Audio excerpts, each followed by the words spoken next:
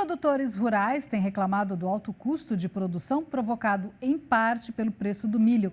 Guilherme Belotti é gerente de consultoria e vai nos explicar o que está acontecendo no mercado. Guilherme, bom dia. Obrigada mais uma vez pela participação, sempre nos atendendo. Bom dia, imagina, é sempre um prazer estar aqui com vocês. A gente pode dizer, abril foi o mês do milho, né? O preço lá nas alturas. O que aconteceu? É isso mesmo? Exatamente. Abril foi um mês em que nós observamos aqui uma elevada alta nas cotações do milho, tanto no mercado internacional quanto no Brasil, e isso ainda é reflexo de um cenário de balanço apertado nos Estados Unidos, né? Aumento nas margens aí de consumo de etanol, de preço de etanol, né? As exportações dos Estados Unidos andando em patamares bastante elevados, e uma preocupação em relação ao que vai ser o tamanho da safrinha aqui no Brasil, já que o clima tem prejudicado bastante o desenvolvimento da safra. A gente teve quebra de safra, da segunda safra, por causa da chuva? Provavelmente, né, nós teremos aí pelo menos uma redução em relação ao que era inicialmente esperado para o tamanho da safrinha aqui no Brasil. Né? Esse clima que tem estado seco e olhando para frente, as perspectivas climáticas são de clima seco, com baixas precipitações na grande maioria das regiões produtoras, ele tem feito com que a grande maioria das consultorias já revisasse para baixo os números de safrinha. Né? Eu tenho um consenso de mercado, né, que provavelmente nós teremos uma safrinha abaixo de 75 milhões de toneladas, com parte das consultorias já apontando para algo ao redor de 70 milhões de toneladas. Ou seja, é um número bastante alto, né? O mercado estava esperando esse milho, né?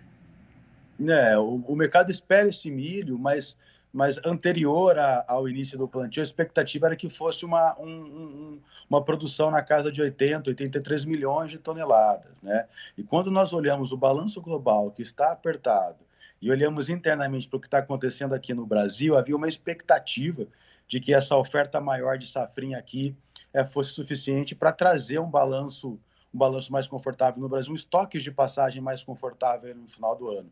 Agora, com esses novos números de safrinha, provavelmente nós teremos estoques de passagem tão apertados quanto foram da safra do ano de 2020 para 2021.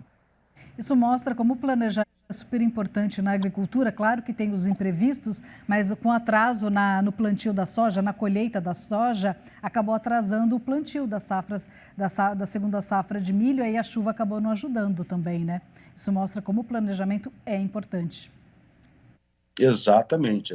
Houve atraso no plantio da soja, consequentemente um atraso no plantio do milho, e esse ano a chuva de fato se escasseou um pouco mais cedo do que todo mundo esperava, e isso acabou deixando grande parte da superfície plantada aí em risco de produção.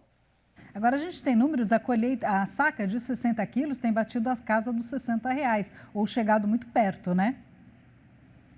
Na realidade, eles estão acima de R$100 a saca de 60 quilos de milho, né? São preços bem superiores aos patamares que eram observados no ano passado, né? E traz alguma preocupação, principalmente para os elos da cadeia que utilizam aí o milho como insumo nos seus processos de produção, como é o caso da indústria de proteína animal e de etanol de milho, que tem visto suas margens aí reduzirem bastante a reboque desse salto das cotações do cereal.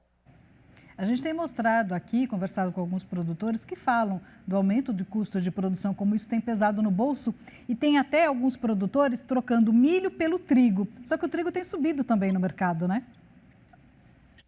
Exatamente, né? O trigo, até um certo ponto, ele é substituto aí ao milho, principalmente para a utilização nas rações, e com a subida dos preços do milho, por mais que o balanço global de trigo esteja confortável, os preços do trigo também têm subido, né? E quando nós olhamos as cotações em reais, as cotações aqui no Brasil, a cotação do trigo aí ela acaba sendo influenciada, né, pela desvalorização do real, que deixa aí os preços atrativos também sob a ótica do produtor. E tem na Bolsa de Chicago também que o preço disparou, é isso? Exatamente. Tem uma combinação de elevação dos preços internacionais, né? A rebote dessas altas do preço do milho e também essa desvalorização cambial faz com que os preços aqui no Brasil subam. Agora, uma dúvida que eu queria tirar com você é para maio, né? Hoje a gente mostrou aqui do mercado, já tinha uma certa estabilidade, o primeiro dia útil do mês. Qual que é a previsão para maio? Eu sei que é difícil fazer uma futurologia, mas o que o mercado prevê com relação ao milho para o mês de maio? A nossa visão aqui dentro do Itaú BBA é que os preços seguirão sustentados, seguirão firmes, né? Nós não temos elementos que vai alterar aí os fundamentos da commodity, né? E provavelmente aqui são preços ainda elevados, com possibilidade de até aumentos adicionais, caso nós tenhamos aí mais visibilidade em relação ao que vai ser o tamanho da safra aqui no Brasil e caso o avanço do plantio nos Estados Unidos não caminhe na maneira com que o mercado espera. Se não caminhar, como é que fica a China nessa história? Porque a China quer levar tudo, né? A China provavelmente vai ter que pagar um pouquinho mais caro para conseguir originar milho, uma vez que a oferta tende a se reduzir. Por isso, acho que o cenário que acaba sendo construído para os preços do milho é um cenário bastante alvissareiro do lado do produtor, uma vez que a oferta é enxuta e os preços têm que subir aí para trazer mais área para a produção do grão. Essa questão, né, aqui no Brasil, da quebra de segunda safra, né, de menos milho no mercado, beneficia quem, você sabe, no mercado como um todo? Aqui você tem uma quebra da produção, ele acaba fazendo com que os preços subam, né? Isso tende a afetar positivamente o produtor, mas se o aumento do preço compensar a perda de quantidade produzida, né? Sob a ótica da agroindústria, que utiliza o milho como no seu processo de produção, que é o caso das empresas de proteína animal, por exemplo, elas são severamente impactadas porque os preços sobem de maneira abrupta de um patamar que já está bastante elevado, né? Então, isso chama muita atenção e causa bastante preocupação do setor como um todo. Mas tem algum outro país que pode ser beneficiado com isso? Porque, às vezes, quando você tem quebra de safra de algum produto, de alguma cultura, de algum outro país, o Brasil acaba sendo beneficiado. Isso pode acontecer? Se, por exemplo, Estados Unidos e Brasil tiverem problema ao mesmo tempo?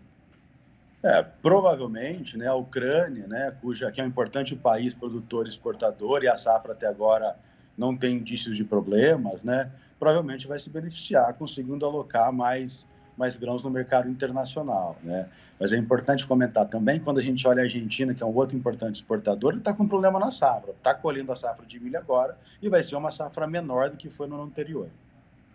Isso mostra que, além do planejamento, a tecnologia, o produtor, né, o agronegócio ainda depende muito lá de cima do clima, né? Não adianta você também ter tecnologia, planejamento, porque eu acredito que os Estados Unidos têm tecnologia também, assim como o Brasil, de última geração. E mesmo assim não conseguem resolver esse problema do clima, né? Dessa previsão, dessa futurologia. Sem dúvida, né? O pacote tecnológico que é adotado tanto no Brasil quanto nos Estados Unidos, eles são bastante elevados, né? São fronteiras de tecnologia. Agora, eles ajudam a mitigar o risco, né? Mas esse elemento aí da combinação com São Pedro, que é a necessidade de precipitação, de temperatura, de luminosidade, né? Ele ainda é muito difícil de ser mitigado. Nós estamos ainda bastante vulneráveis e dependentes de como o clima se comporta, né? É uma indústria a céu aberto, sem dúvida nenhuma. Ou seja, a tecnologia e o produtor tem que combinar com São Pedro também. Guilherme, queria agradecer muito a sua participação, foi ótima, como sempre. Imagina, é um prazer, bom dia e boa semana a todos. Obrigada, igualmente.